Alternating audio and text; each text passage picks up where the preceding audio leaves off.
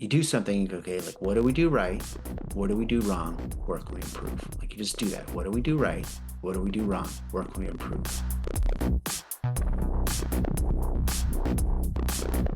Hello, everyone, and welcome back to another episode of Test, Optimize, and Scale. Here with Kevin Drolet, founder, CEO, Climate Hive, empowering businesses that are looking to have an impact with the environment, with climate, with innovation, working with groups that are capital raising, working with groups around their growth. A lot of things that we have in common, and I've been looking forward to the discussion. Kevin, thanks for taking the time to join here today. Yeah, thanks, Jason. Super nice to be here. And I know we're gonna get more into your content. I know there's a lot more we could say in terms of your bio. Where did it all begin for you? Why are you focused on the climate, on startups, growth stage companies around it, capital raising? What has been your path to get here today? So my quick story is that I've been in sales and marketing roles for 30 years. Um, Early on in life, I worked in nonprofits and worked with young people in the inner city. And I really during that, sort of formative years in my 20s, gained a feeling like I got to help, society somehow. I wanted to help. I wanted to be a helpful person. Um, got that from my parents, but I also, they went through life and got a corporate job, had a kid, and had to have insurance, and just kind of went down that road a little bit. And then got a little bit my feet under me and, decided, well, I should start something and started an agency. And when I was at that agency, a media agency, one of the things that we did is we partnered with a gentleman, a friend of mine, Faisal Al-Azuzi, who had a nonprofit called Get Charged Up. And Mhm. Get Charged Up, based in San Diego, put solar on orphanages in Baja, Mexico, and did some other work with Syrian refugees, and also worked with another nonprofit called Grid Alternatives. And it was a lot of community work related also to renewable energy work. So it was really fun and interesting. And you felt like, wow, we're really making a difference. We're reducing sort of energy costs at an orphanage. We're helping, immigrants learn a skill that, many of them have built their whole lives on the skill. So you really feel like you're making a difference. So I sold that agency that I had, and I was kind of bumbling around and doing things. And yeah, I think I went through actually like a personal development course, and it just crystallized for me that I like storytelling. I like helping companies find business and developing them. And I really feel like we should do something about climate. Mhm. So one of the things that happened is one of the co-founder, Mike Higgins, our co-founder at Climate Hive, and he used to be my vendor, and he's been in media forever and done big things. And we were having this discussion. He's like, I got this climate idea. Come and do this thing with me. And I was like, well, I have this other idea. And so we ended up, he was reading Bill Gates, How to Solve a Climate Crisis. I think that's the name of the book. And he's like, have you read it? And I was like, no. And I had read, certainly some books. So I read it. And then we just kind of had like this epiphany of discussion of like, what can a couple of people that have all this experience in marketing, like, where do we fit in to this thing? And so we said, we iterated on and just came up with Climate Hive, and as a company that does business development and supports the climate companies that are coming online or are a little further along. Because the problem is 9 out of 10 of companies anyway fail. Mhm. When it's climate companies, though, they might have something to contribute, to the future, right? To our kids, to the future of climate. And it's really important if they have something good, an innovation, idea, something to bring to the table, they should survive. Mhm.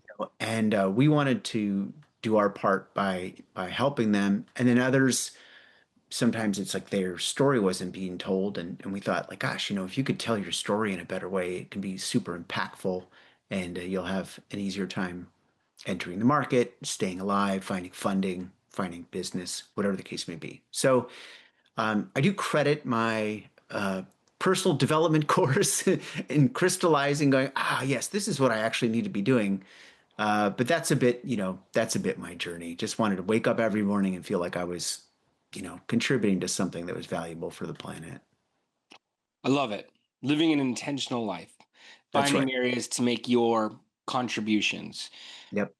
business development, finding, refining, business models with entrepreneurs and around the climate. It sounds like it's very intentional, self-actualized. You're doing exactly what you want to be doing, it's not stagnant. It's always moving forward. That's right. Hmm. Now, you talk about storytelling. Easier said than done. And I feel the completion of telling a story allows some founders, some people to think that they've really done a good, compelling job at that storytelling. What does good storytelling consist of? How do you captivate an audience? You know, your target market pool, prospective investors, strategic partners. What are some of the key elements of storytelling to really get a proper response? Yeah, it's a great question. And I think that in of itself is like, there's so much research you can do. So, but let me just say that one of the areas, and this is not just true for climate companies, but it's true for anybody that's building a company, is that people always want to talk about what they do, not what they solve. Mm, And they talk about, here's how I made this watch. It's got, Swiss gears and this and that. And that's interesting perhaps to some people, mainly to the innovator, right? But the fact that it tells time and gets you to where you need to go, on time, like that's the thing that matters, what the problem it's solving and, what pain it's relieving. So I think it's super important for companies when they come to the table to like think about things in those terms of like, okay, I have this solution and it's solving this particular pain and getting really specific about that. And that's, that really opens up the storytelling process. The other thing is that, I read this book that talked about storytelling is the original IT. It's the original information technology, right? So you think about storytelling is what bound society together, in the most fundamental way. Like if you go back to like people sitting around campfires, you know, primitive peoples, right? What were they doing? They're like telling the story of going out and, having adventure or danger and they were passing on information to the next generations who were then taking these very important stories about how do you make pottery, how do you invent things, right? Like over many, many years. So like, we live in stories inside your head. You think in stories, right? We think in stories. When we have memories, those memories happen in some kind of story in some way, shape, or form. You daydream in stories. You night dream in stories. And so we live in a world of stories. We, unfortunately tell ourselves a lot of stories that are also untrue. Like we'll tell ourselves some BS, right? That's not true. Yeah, I'm going to believe my own story, right? yeah. But uh, so you take that, like how intensely human beings are tied to stories, and think about when most companies, when they're starting out, or people, they go out, what do they want to talk about is facts. They want to talk about like the data. They want to talk about like, things that are actually not attached to a story, which is going to be attached to emotion. It's going to be attached to like people being motivated because their heart and soul is being touched and these kinds of things, right? Because they've been made to feel insecure or they've been made to feel a feeling of want or whatever the case may be. And facts just don't do that in the same way. We don't dream in facts. So there's like a awesome organization called Moth that is built around like story slams, and they have a really great kind of educational in a book of like, how do you tell a story? There's some amazing, folks that give a lot of information on. So, stories have a beginning, middle, and end, right? Like you take somebody along. There's a central character, Donald Miller, building your story brand, right? Like he has a whole thing in there about Yes. if you look at any story, it has like, the Luke Skywalker, but then there's the Yoda that comes along. And then the Yoda's like, Luke, you got two, you can go with the red pill, blue pill. No, that's like Matrix, right? But like, that there is, we all use this same story kind of telling process. And so, like I said, just a few minutes ago, is like there's so much you can dive into, like how do you tell a story? But I think at the end of the day, that's the point, is that companies need to understand how to tell their story, start from pain, start from the beginning, start from, what you're, you know, the story that's going to captivate people, stay in their minds so that they can stay with you and stay on, your journey with you. So that's a little bit, Absolutely. And when I see, I'm a big Story Brand fan, by the way. We still have a stack of those books at our physical office in Marina Del Rey, hybrid at this point. But when we were fully in person, we would just hand out the yeah, books every time we got a new team member. And Luke has to go against Yoda at one point, or Obi-Wan. yeah, There's all these steps along the way of growth and obstacles, and you feel like you're right there along that central character. And when I see a founder tell a good story, if it's a pitch video, on an offering page, so many boxes are checked for me beyond just what's taking place in the story. I'm yeah. getting confidence in who that individual is, that they're the right captain to be steering the ship to its goals, that they've crafted the product, that they've let me see from their own perspective what it consists of. And like you said, that's just one part of it, what the product's actually solving, hopefully starting with the pain, like you mentioned, beginning with that point. But I'm now looking at it from the same lens. I feel like I've had to sit down with the founder, even just watching a 30-second, two Yeah. and a half, 5-minute video, what have you. So the power of good storytelling and what it says to the other side of the table. I mean, just it goes such a long way. Yeah, no, I totally agree. We do this, we also have a podcast, What Do You Solve? And we don't ask that many questions, but one of the main questions we ask with climate innovators and CEOs is, what was your aha moment? Mm, And it's the most amazing thing because people reach back in and they think about like where they were. So they put you in the physical location of when they were having these epiphanies of what they needed to do to solve a problem, whether it was like bringing microgrids to communities in Nigeria, or creating like a new type of solar so that it could be made in the United States. And but like people having these epiphanies and aha moments, but told in the sense of story. So then you're there, like you're saying, like you're in their feeling, you're in their vulnerability state, you're in their like uncertainty, and then you're in their like determination state, and you're like going along with them as they are trying to solve real problems. And if they're just like throw facts at you, you would never remember it, right? But if you connect with people on that emotional level, it gives you a lot of confidence, like you said, and it gives you much more depth in wanting, like, this person's really has an understanding and has kind of really thought this thing through, and you're on that journey with them. mm. So I totally agree. It's really important. So a brand crafts its story.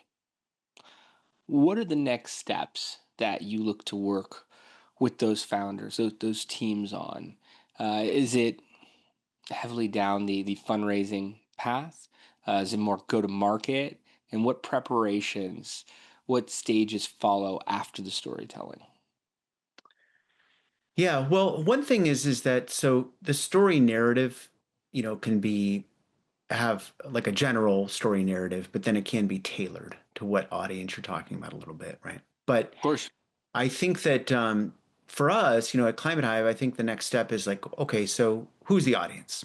Like that this story needs to connect with, and is this a story that's going to connect with this audience, right? Hmm. And what's the ideal customer profile, or what's the ideal fundraising funder profile, or whoever it is, but who do you Sure. need to be in the room with, and how is your story going to connect with them, right? So another one of my favorite books, with we have a intern that we're doing a book club on is Dale Carnegie, How to Win Friends and Influence People, which to me, hands down, is like, you read that and then you read, Marcus Aurelius Meditations and maybe throw in a little Brene Brown, Atlas of the Heart, and like you're covered. Like you understand how humans work. And but so you have to connect that story with that ideal customer profile. So then it's a matter of like, okay, what's their pain? Like, how are they thinking? What's the world in which they're living? So the reason I bring up Dale Carnegie is because a lot of times people, here's my story, here's me, here's my thing, here's that, right? And we need to connect the story. You have to actually be speaking in the language of the other person's pain, right? So here's where they're situated, and so identifying who the ICP is. That can be title, it can be, where they work, whatever the, you know, configurations are of the ICP. But then really understanding like what's the, pain they're having, what's keeping them up late at night, and how do you connect with that in a way that's genuine? How do you connect with that in a way that's like meaningful, that you want to come to the table and help solve their problem? So to me, that's the second thing. You have to identify that and go through the process of figuring out who that is. Story, ideal customer profile. Are you looking at channels from there, whether it's for outreach, content development, content distribution, uh, refining that story into some of those channels, advertising or earned media, perhaps? I get asked a lot, hey, what are the Yeah. best channels? And it's not a one size fits all, but what are some of the areas that you like to test out, you like to point to, you like to explore next? Yeah, this is really, and this well, right? Like this has really evolved in the past, 15 years, where everything is omni-channel, that people are basically, there's so much noise and so little signal that personal brands become super important, that influencers become, and people's ability to influence other people has, gained more traction. That some people have proclivity. Some people like to like live in Instagram, Facebook. Some people live in LinkedIn. Some people live in their email or their Slack or their whatever. But people also develop proclivity, and where is your audience living that you want to reach? And so part of it is that there's not a one size fits all, but there is an omni-channel in the sense of like you do have to engage with people on multiple levels. Like I'll give you a concrete example. Mm-hmm. Because we're reaching out for climate tech, we're reaching out to a lot of businesses that are in climate, and many of them are on LinkedIn. It's a great channel. LinkedIn's amazing for this. And, there's a few ways you can go on LinkedIn, for sure. But, so one of them is consistently connecting with people that are going to be in your interest and just networking, right? But you're networking, but then, you make a list of like, okay, who's the top 100 people, and then you just show up in their conversation. So if they're active on LinkedIn, like show up and engage with them as they're posting, and just show up, write stuff, contribute to the conversation, right, as a tactic. um and bringing those people through to a meeting where you're actually having a meeting with them, and then you're getting to know them, and then following up with them, and maybe you're following up via email, or maybe you're following up in some kind of like chat, some kind of way. But it's omni-channel. It's really focused on where the audience is living, I think. And what are you finding the best ways to reach them? you know as another funny example, we're doing this crowdfunding campaign for our podcast called What Do You Solve? So we have an Indiegogo campaign, and just trying to raise money for mainly for distribution of the podcast, so that the climate voices we're talking to can get out there more. And somebody that I work with is like, you know, text messaging is like 100%, near 100% open rate. And it's so true. Now you can't text message everybody, but you certainly can text message people that are close to you, right? Like, so I always have this analogy when you're doing outreach to people of like throwing a stone in the pond, right? So you throw the stone in the pond, who's going to be like your low hanging fruit? Who's going to be the one that's going to be the biggest impact? And then the rungs out from there. So Mhm. like text messaging, where that stone goes in the pond can be super effective for, you know, basically creating awareness. And then there's many other ways, to do that, just depending on what it is that you're trying to achieve. Um, but I think, yeah, it's you got to be in a lot of different places. And if you have this brings back to the story thing, but if you have a good story, people might relate to that story and you might get a lot of attraction by telling that story. In which case, if you're doing like, push, push marketing and you're just pushing out lots of stuff, maybe you have less and maybe you become like a bit viral and people are like paying attention to you and that kind of thing. And you can get that kind of vibe going too, Mhm. which is, I think is always super exciting. Yeah, it's really interesting what you say about text messages. I've never thought about the open rate, and I get texted by spam, and I still open it. I still take a look. It's more confusing these days when you get the bots. They just say hello, or something that doesn't apply to you. You don't know whether it's real or if it's dangerous to respond. Oh But yeah. an SMS campaign, uh, generally opted in. I find there was a stat I heard at one point. You really only want to receive SMS messages on an ongoing basis, subscription from the top 5 brands that you Mm. liked. So different from each individual person. Uh, I'm going to be looking forward to those texts if it has to do with the hobby I'm a part of, with a restaurant, with something that really enjoy, something that provides me fulfillment as well too. Something that I feel like I'm making a positive impact by being a part of. So I could definitely see it working very well for the type of brands that you work with. Things are, the things that are good around the climate. Hard to be mad at a company that is doing good things for the climate. I'd probably welcome those text messages. I've also heard founders say they want to get on a texting level with a large prospective investor. Once they're on a texting level with them, the responses are that much higher. The likelihood that they move forward is that much stronger. So it is a more connected form of communication.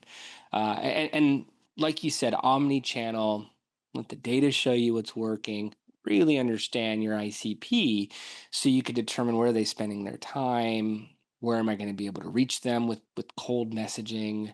Uh, Again, once the reports are coming through, do more of what's working, but look for where you're going to be able to produce scale on top of just the individual responses, where you'll be able to repeat and do so at higher volumes. Yeah, definitely. And maybe text messaging can be, difficult in that sense on the, on the scaling side, just depending what it is that you're trying to do. At Climate Hive, we do a lot of strategic networking for companies. So we open doors. So we work with international companies that want to enter the US market. So, some of our clients, they want to connect with Fortune 200 companies. Mm. So it's like really, trying to bridge and broker like a relationship and open a door and tell their story and tell those Fortune 200 or whatever the case may be, their story. And then sometimes, in the past, we've done that with like, media too, where we feel like, hey, this is a really good story that needs to get covered. So, not so much on the scaling, but I had a funny situation where we had a client that is a big, they do software for utility scale batteries. And I had a contact at the Wall Street Journal. And so I wanted to introduce the CEO to talk to this contact at the Wall Street Journal. And I know that, the Wall Street Journal, it's earned media, so they're not just going to like write an article. It's not paid media. They're not going to just write an article no matter who they're incorporating that into their story as a professional journalists do. But it's so important that the relationship is made. And so thinking about like text messaging is like I'm text messaging my contact at the Wall Street Journal because I have their number. I don't text message them all the time. Give them the opportunity to talk to the CEO. They're like, yeah, I would like to. And I broker a call and I'm just sitting back listening to the conversation, which was, pretty fascinating.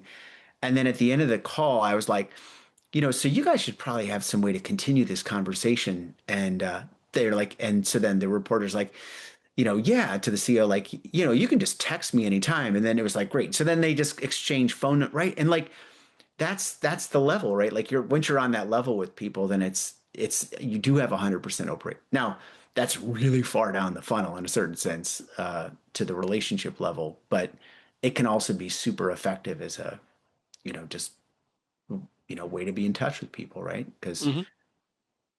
I had a friend, colleague text me. I haven't heard from him in 4 years. Hey man, what are you up to? I'm working on this, right? Like I'm gonna answer that 100% of the time. If he sent me an email, I probably would have missed it, Sure. you know?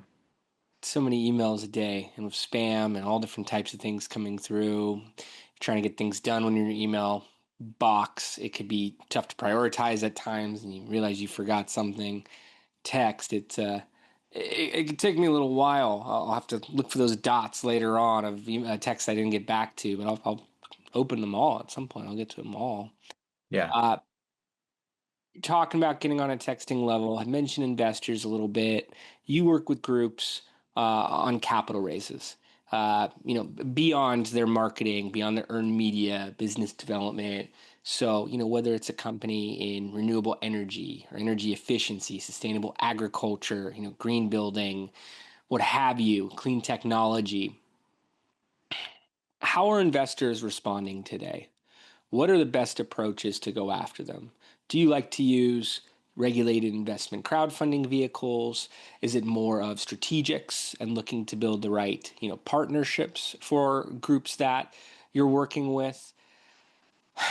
What perspective would you provide for you know, groups with a climate focus that are looking to raise capital here in 2025?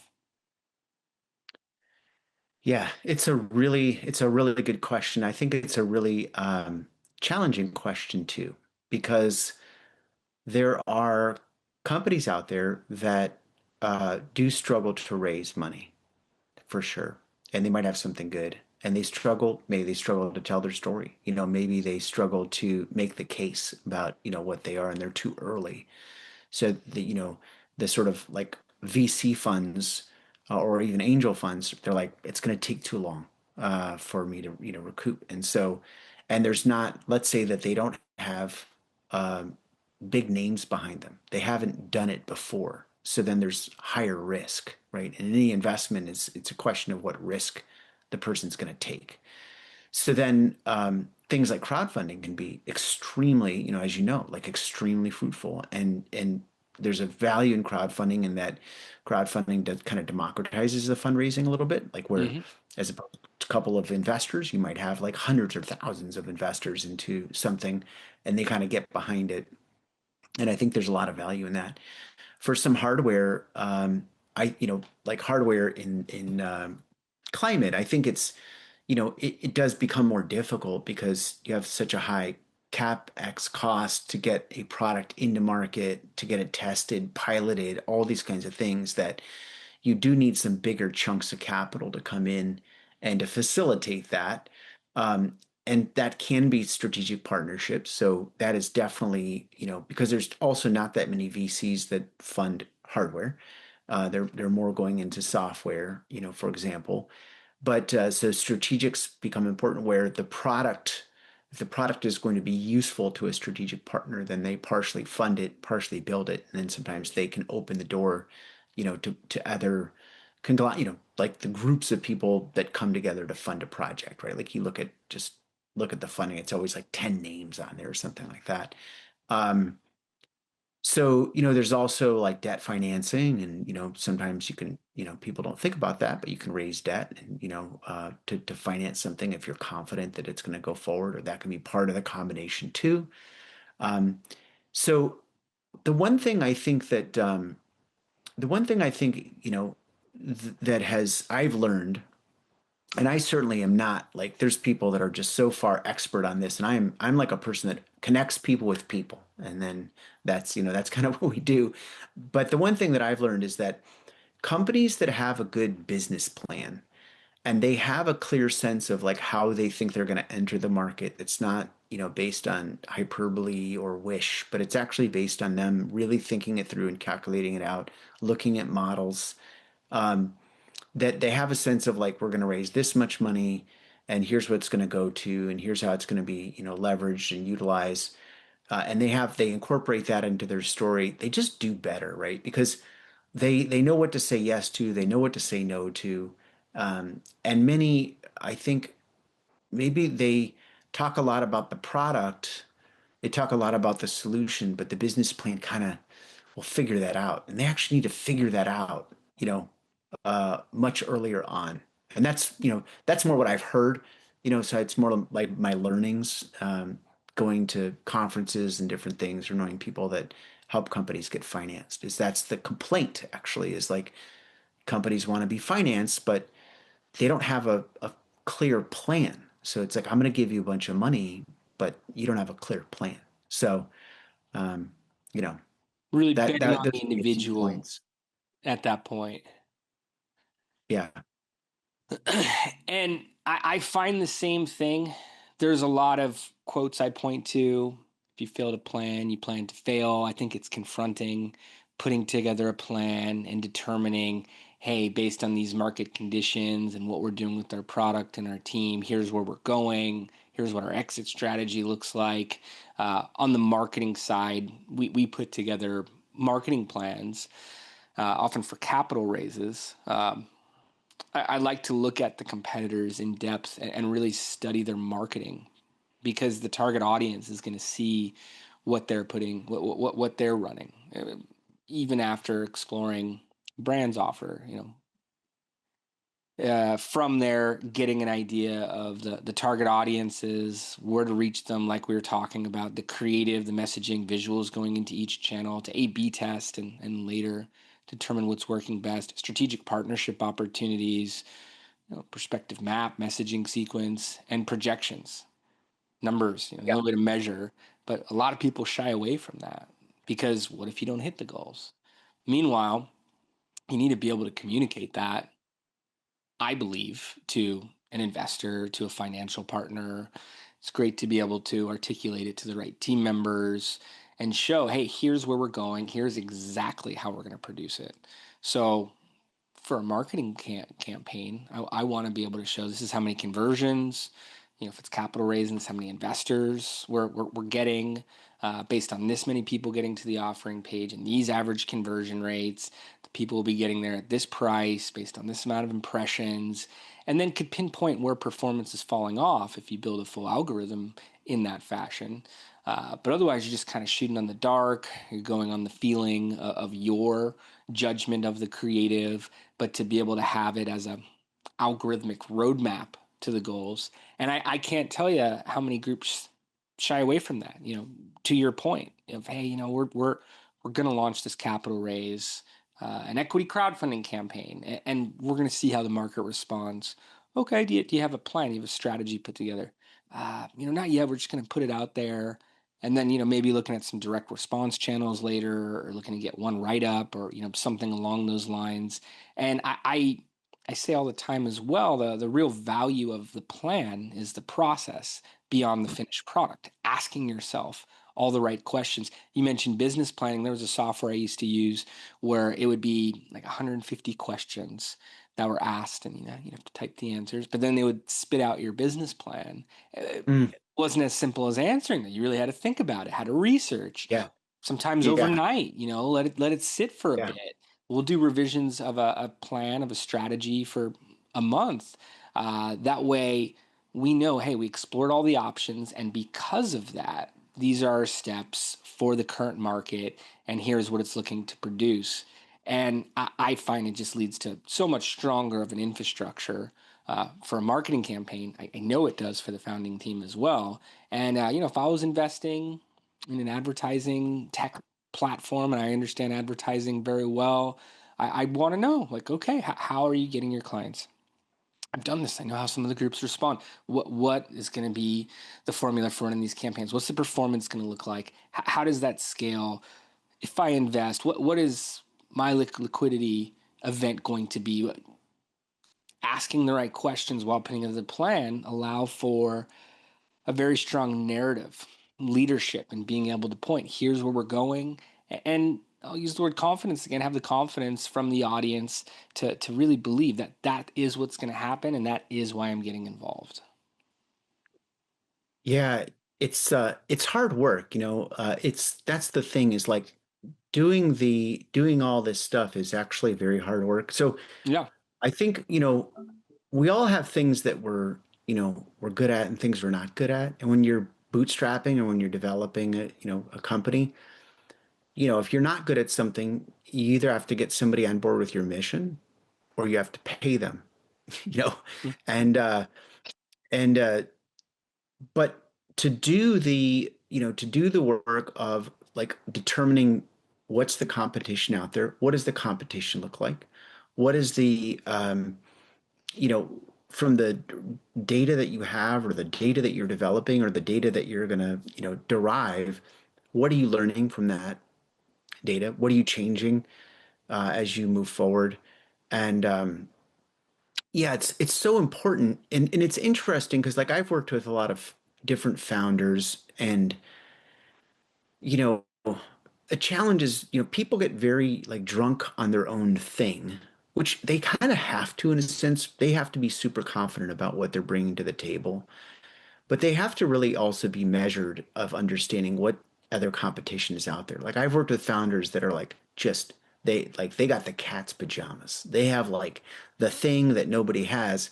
And you spend, a couple hours doing research. You're like, well, actually there's a few other people that also have this idea and that are a little further along to you. So you better work on your differentiators and that's okay. Like you got to figure that out. But if you're trying to get investment and you haven't thought that stuff through, at a certain point, you're going to get hit with hard questions. And you're either going to get offended or you're going to have to figure those out. And then the other thing that's interesting is that I've learned is like uh, like from strategic partnerships, for example, is that the process of verifying like an MVP or verifying a new product line or verifying project that you're doing, you can actually go to the people that are going to buy it and ask them questions. And the process of asking them questions builds the relationship that it's just the oldest trick in the book, isn't it? And it's like people don't do it. Like go and take those 100 companies that you want to sell to and go ask them what they think. Go make some friends, buy them a cup of coffee, uh, interview them, make them feel important, make them feel that their ideas and their pain points are important, that you want to, solve them. Are you doing the right thing? And then what happens is the humanness comes out and those human beings are like, want to help you. They want to help you shape the things so that you can solve their problem. And then lo and behold, you now have a strategic partner, right? Mm-hmm. Versus I've seen, on the other side of that is, founders where they're very like unfortunately bound in their ego a little bit. And so when people knock and try and pick at their thing, they go at it that way. And the strategic partnerships or whoever it might be are like, this isn't for us right now. We're going to take a pass because they're not taking this method of asking questions and learning. They're taking quite the, position of, let me tell you what I'm doing. Let me tell you what your problem is. So just like an interesting thing too of like how do you even approach, um, you know, how do you approach things? How do you approach a pitch deck? Like what's in a pitch deck? How clear is the problem you're stating to the person that you're talking to and them understanding, you know, that kind of thing. So I think it's such good advice around the closed feedback loop of talk to your end consumer, target audience, investor, get an idea of what they're looking for, and craft your story, craft your product, craft your offering accordingly, versus just going off assumption. I've seen groups do this while refining, but to do that at the beginning, to do that at the get go, I've actually heard of some entrepreneurs speaking to potential M&A targets while launching the business. So if their end goal is, hey, sell the company, what do we need to be playing for? What do we need to keep in mind from the starting line so that we're more likely to hit the finish line? So I, yeah. I think that's such great advice. What other recommendations would you have for listeners, for viewers, um, in terms of what to test out and towards their own growth? I look at marketing as a series of tests, need to not just go off assumptions, but data, see what's working, and do more of it. But what tactics, what strategies would you encourage the audience to take? So I think test your story. I mean, I just come back to like story first. When it's like stand-up comedians, right, are a great example. Like people think, they'll go see somebody who's really funny and they'll think, wow, they just came up with that. Well, those stand-up comedians have practiced the material and they've refined, refined, refined. The best ones have really refined it. Like over time, they understand the thing that, you know, makes the jokes funny, makes the audience respond, etc. And we also have to do that. Like, so it's telling your story and then refining and listening. Like, what are the things that, people are really engaging with? And sometimes, like, comedians make jokes unintentionally, but sometimes you find value unintentionally in how you're engaging your story or talking about your product that might not be what you had intended to in the first place.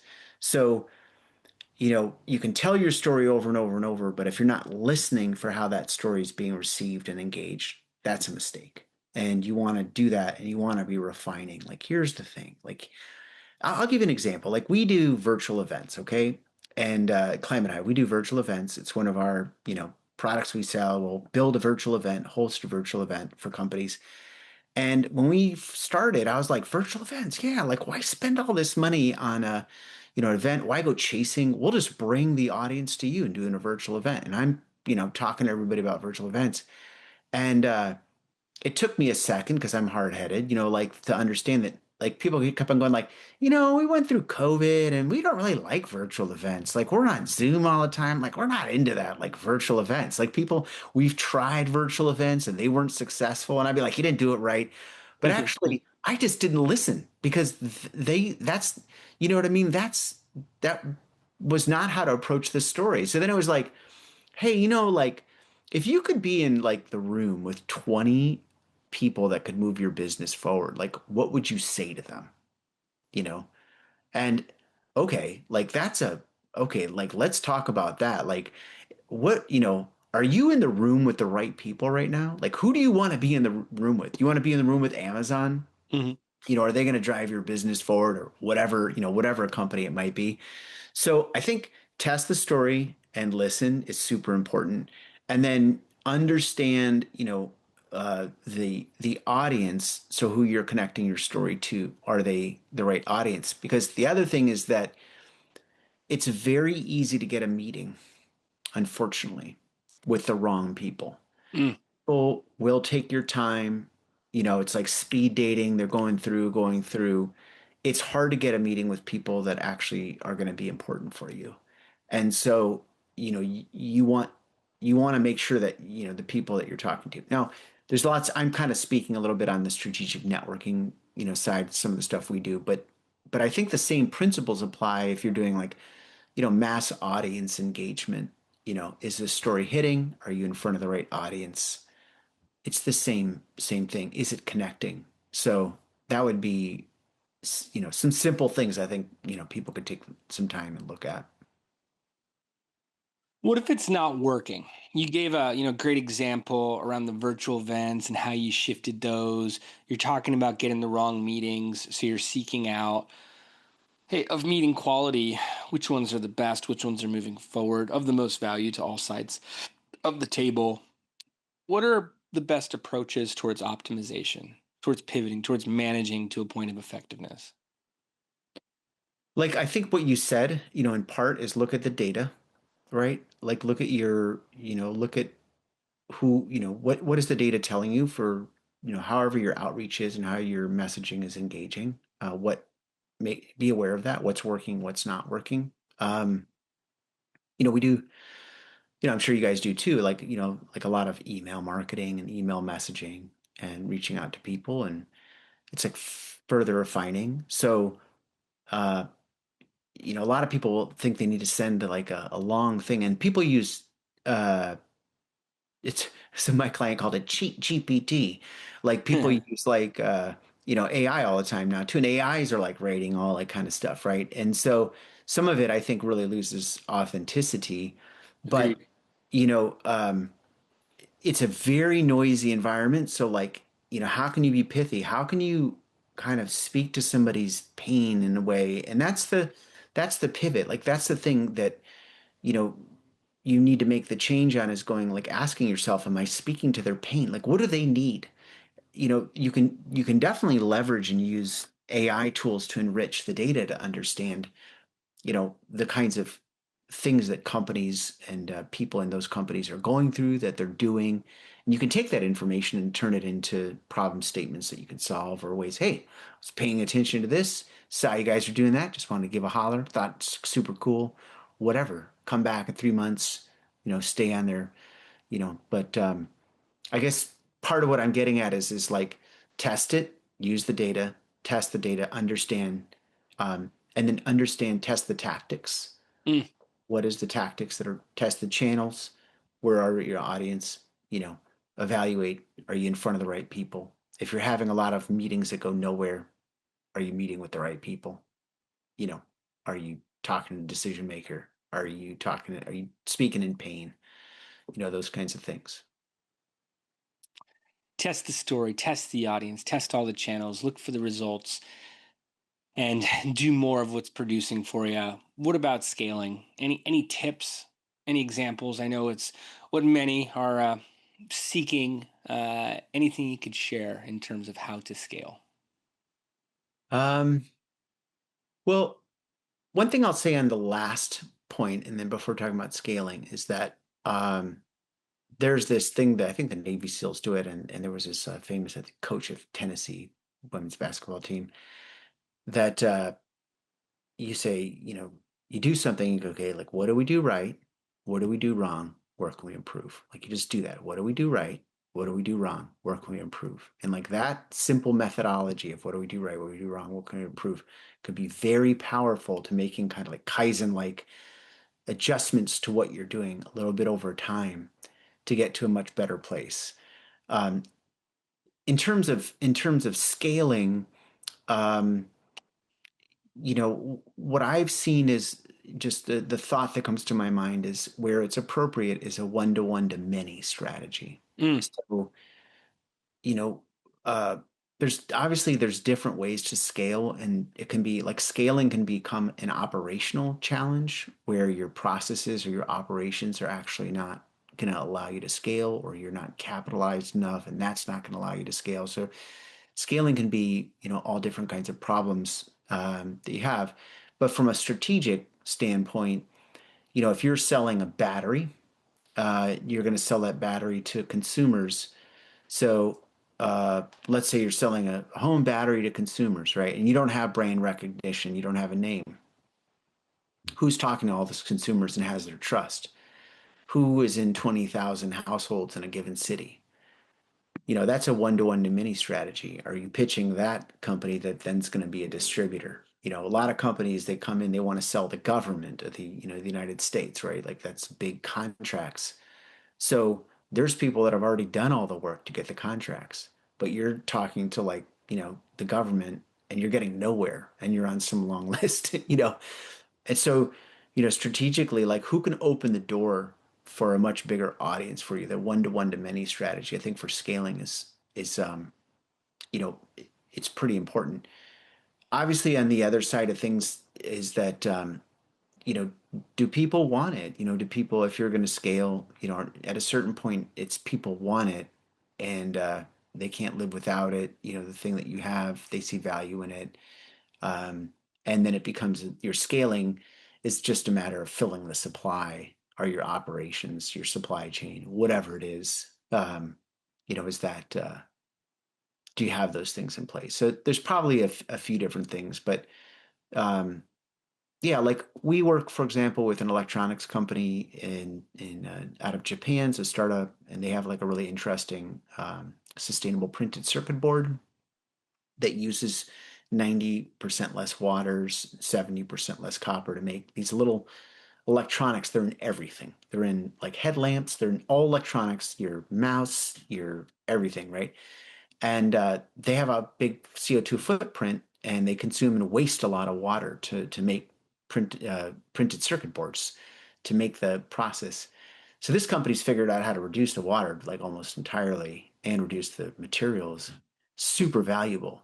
So they're not going to go sell these things one at a time. They have to find somebody that has like, a bunch of electronics that are like going to adopt them. That's a one-to-one to many, right? It's like they're going to get the door open to somebody that's going to be like, yes, we'll take, 8 million of those things, and greatly reduce our carbon footprint. So from a scaling standpoint, then those companies they work with are also going to help them scale because they're going to have skin in the game uh, to help them meet the need of the product. So it's an example. There's probably like lots and lots of different examples, but I think that's a couple anyway.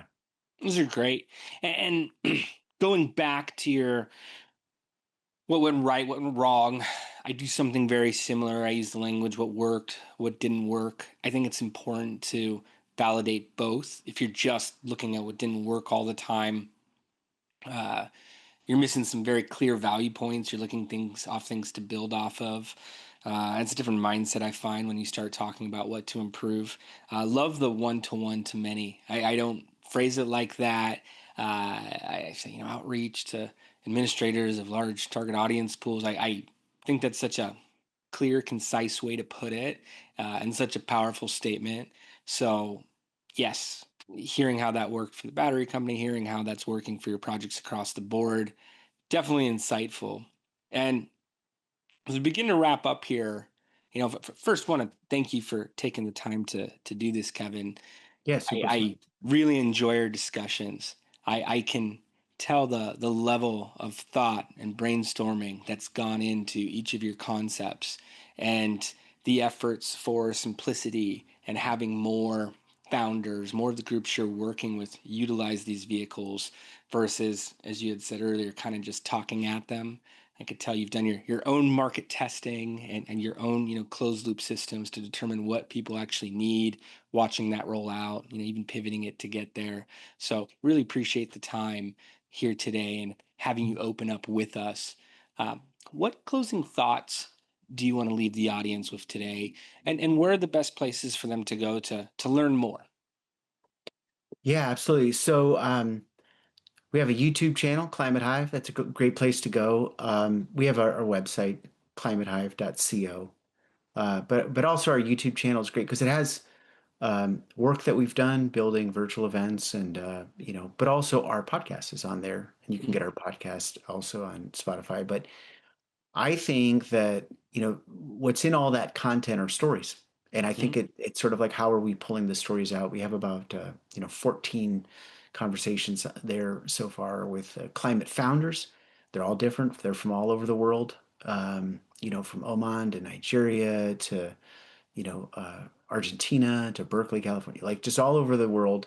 And it's super interesting to listen to the founders' stories, their aha moments, and how they're approaching problem solving, what they've gone through. And then in the process, you learn a lot about climate. Like if I was telling my dad, I was like, just listen to 9 shows. You'll understand all you need to understand about climate. Actually, if you listen, like to these stories from like a lot of different angles. So yes, please check out our podcast, and we have an Indiegogo uh, campaign that you can find where we're trying to raise some funds to distribute this content and do more of it because we think it's super important for climate from an inspirational standpoint, because there's a lot of bad news, but there's a lot of good news that's buried. And there's a lot of good people who are just like top of their game in like business, and they pivot to climate and they're making massive difference. And people should know about them because they're inspiring, what they're doing. So we want those stories to be out, whoever's telling them. Highly, highly recommend that you take Kevin up on that offer. Check out the stories. What do you solve? I know I'm going to be tuning in and checking out the crowdfund campaign as well. Kevin, thanks again. This has been a pleasure. I've been taking notes, feel like I've been learning through the discussion myself. So can't tell you how much it means to us to put together content. Awesome. Thanks, Jason. And really appreciate you having me on the show. And yeah, till next time. Okay. And our pleasure. And thank you, everybody. Appreciate you tuning in as well. We'll see you next time. Take care.